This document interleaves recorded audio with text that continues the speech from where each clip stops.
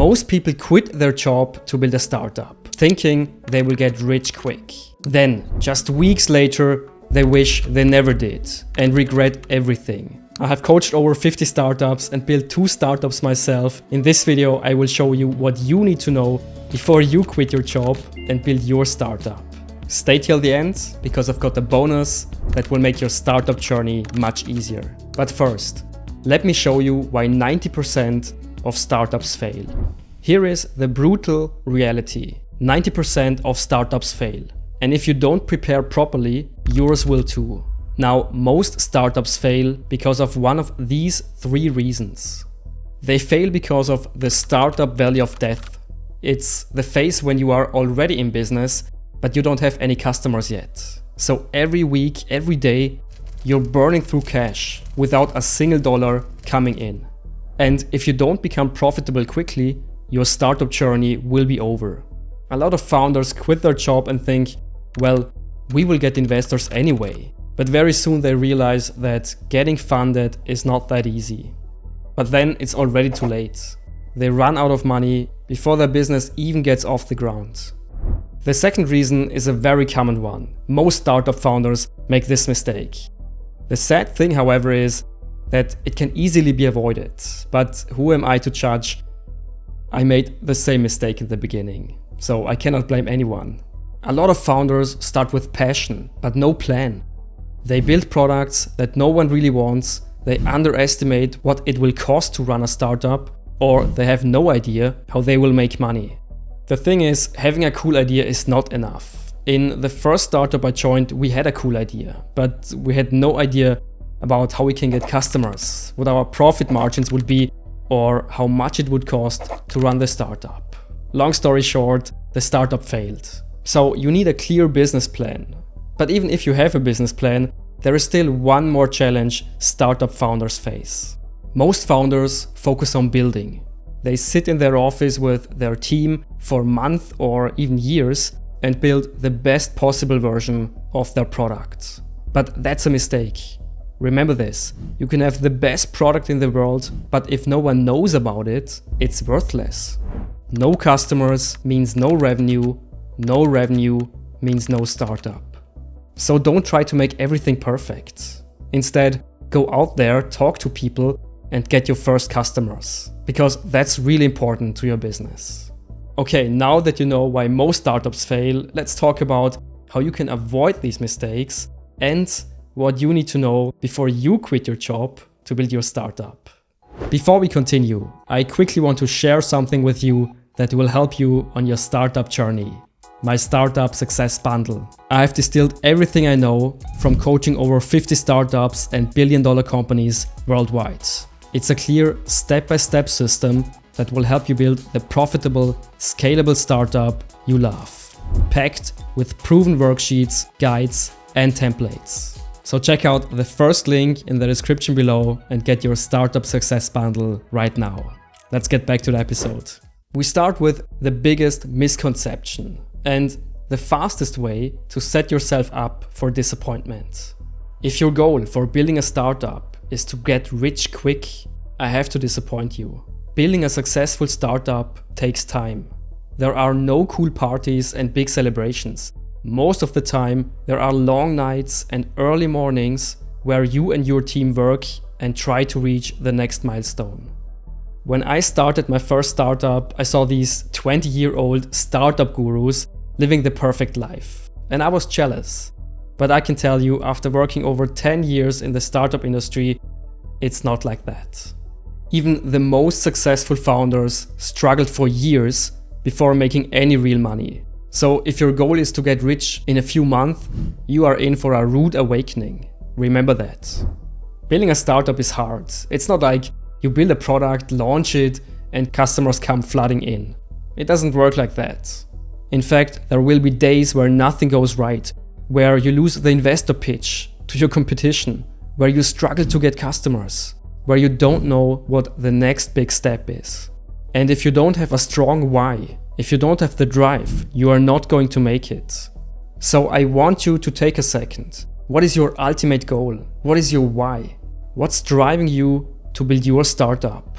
I know there's a bigger reason behind your plans, your dreams and ideas. Maybe you want to gain financial freedom, prove to yourself that you can do it, or build something that supports your family. So I wrote down my vision, the reason why I started my journey, and I put it on a piece of paper and taped it to my wall. That way I can see it every day and it reminds me to keep going. And I challenge you to do the same. Write down your why. Put it somewhere where you see it every day. And every time you doubt yourself, read it. Every founder I have worked with, even the ones who made millions, felt like quitting at some point. And that's totally normal. Every founder doubts themselves. I remember lying awake at night thinking, can I really do this? Is my idea good enough? Or should I get a normal, safe job? So I want to be super honest here. You are going to face rejection, setbacks, and moments where you wonder if you made a huge mistake. But now, here comes the important part, what separates those who quit from those who succeed. It's one ability, it's perseverance. It's the resilience you have. And if you are passionate about what you do, I guarantee you will make it. So ask yourself, are you mentally prepared for the tough days ahead? If not, now it's the time to build resilience. Okay, now you know why so many startups fail and what you can expect from startup life. Now, this might sound super frustrating, but let me tell you, the feeling on working on something that you truly believe in is 100% worth the struggle. The feeling that you are making progress every day and moving in the right direction, that's priceless. So let me help you build your successful startup. Let me show you how you can prepare optimally. Here is how you survive the startup valley of death. Remember, the startup valley of death is when you have launched your startup and you are already in business, but you don't have any customers yet. So instead of quitting your job without a backup plan, here is what I recommend. First, accumulate some resources before you go all in. For example, when I started my startup, I calculated the cost of running it and had 12 months of runway in my bank account. And the more runway you have, the better you sleep at night, because you don't have that much pressure. But at the same time, if you have too much runway, you might not push that hard. So at the end, you have to estimate for yourself how much runway makes sense. But I would never recommend having less than 6 months of cash in your bank account. The second tip to avoid running out of cash is to keep your day job. You might say, wait a second, I want to build a startup. That's why I'm quitting my job, right? But hear me out. The idea is simple, to have enough resources and cash flow to keep the startup going until you make profit. So you could work on your startup in the evenings or on weekends until you feel you are close to the revenue phase. But hey, be aware that if you choose this approach, it might take longer and it might take a lot of your time and energy. The third pro tip to avoid the startup valley of death is a super powerful one. Quick pop quiz. When is the best time to make money with your product? Before you start development, before the product is finished, or after the product is finished?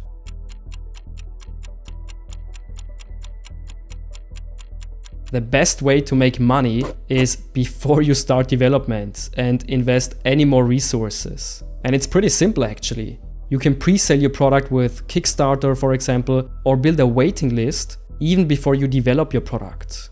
This way you can avoid the startup valley of death. But keep in mind to be super transparent that the product is not yet finished and still in development when people invest money in it. A startup isn't built on guesswork. It's built on a clear plan. And I had to pivot one of my startups, one of my ideas, because I didn't know how to make money with it. So don't make the same mistake as I did. So build a strong business plan. And here is what you need to do. Validate your idea before you spend any time or money on development. So you can simply go to potential customers and ask people if they would pay for it. I made an extra video for you on how to validate your idea with just 9 simple questions. You can find it here. And it's super important because it's basically a free insurance against building something that nobody wants.